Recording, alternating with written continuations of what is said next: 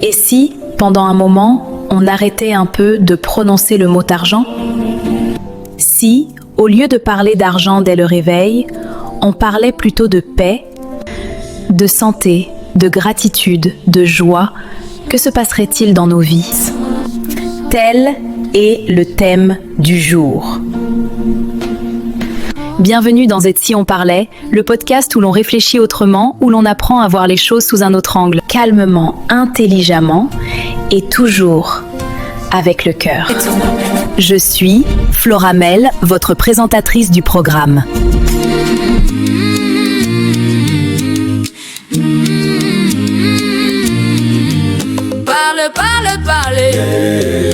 Aujourd'hui, tout tourne autour de l'argent. On en parle le matin, le soir, entre amis, en famille, au travail. Et sans même s'en rendre compte, on nourrit une énergie de manque parce qu'on associait l'argent à la survie, au pouvoir, au succès, mais rarement à la paix.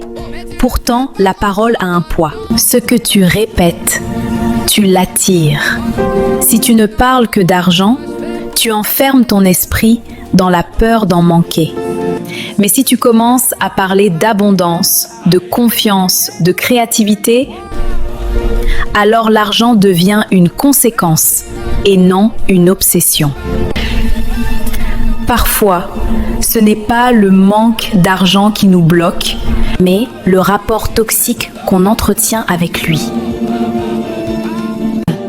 On le cherche sans l'aimer, on le veut sans le comprendre et on le perd sans gratitude.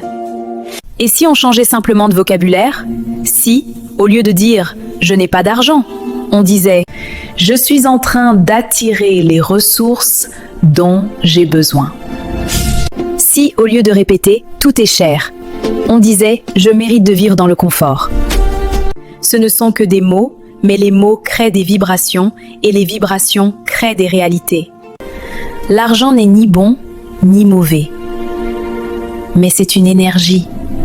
Et cette énergie vient là où il y a reconnaissance, pas là où il y a peur. Parle, c'est ton domaine de définition. Moi j'avance tranquille. Alors, et si cette semaine tu décidais de parler un peu moins d'argent, mais un peu plus de paix, de confiance, de gratitude? Observe comment ton esprit change. Moins de stress, plus de clarté. Moins de peur, plus d'ouverture. Parce qu'au fond, l'argent n'est qu'un outil, pas une identité. Et quand tu arrêtes de courir après, c'est souvent là qu'il commence à venir à toi.